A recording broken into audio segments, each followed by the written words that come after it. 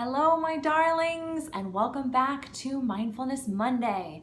Today, we're going to be reviewing our 1, 2, 3 trick, also known as our anchor trick. So all of you in our summer program have been creating your mind maps. That's where we went inside of our minds.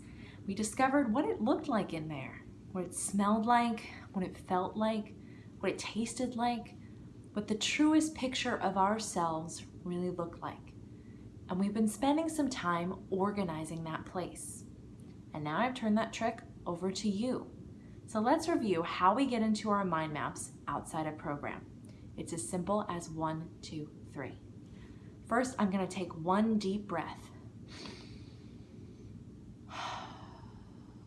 In through my nose and out through my mouth. I always want to make sure I'm taking in air here and I'm expelling air here.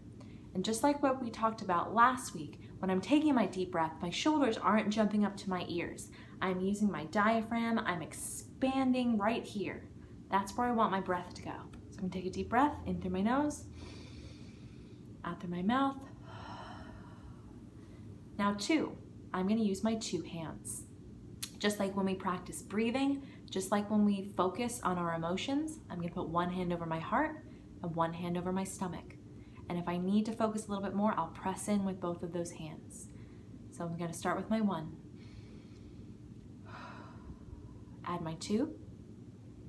And now I'm going to finish with my 3. These are my 3 sense sentences.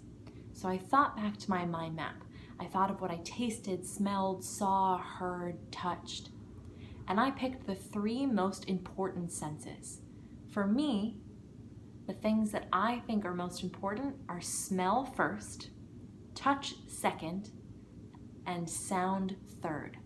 So when I want to go to my mind app, those are the 3 senses I'm going to use. And I'm going to think specifically, what do I smell when I'm in my mind map? What's the first scent that reaches my nose? The thing that's going to help ground me in my mind map. And for me, it's smelling the willow leaves that I know are in there. Now I'm going to think, what do I touch? What's the first thing I touch that really reminds my brain that I'm inside my mind map? For me, it's touching the fur of my golden retriever, Junior. So I'm going to reach out, I'm going to touch his fur. And lastly, what do I hear? I'm going to hear the stream as it trickles outside the cave where my mind map lives. So those are my 3 sense sentences. I smell the willow leaves, I touch the fur, and I hear the stream trickle. So I'm going to add my 3. So I'm going to start back at my 1, go to my 2, and add my 3. I smell the willow leaves. I reach out and I touch Junior's thick fur. And I hear the trickling of the beautiful stream outside my cave. And then just like that, I am inside my mind map.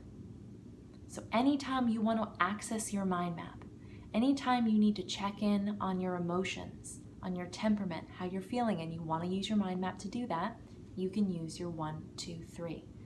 If you were in one of my younger classes, you use the anchor technique. You used your 3 sentences to build an anchor that had 3 points, and you dropped that anchor into your head, and it works the same way.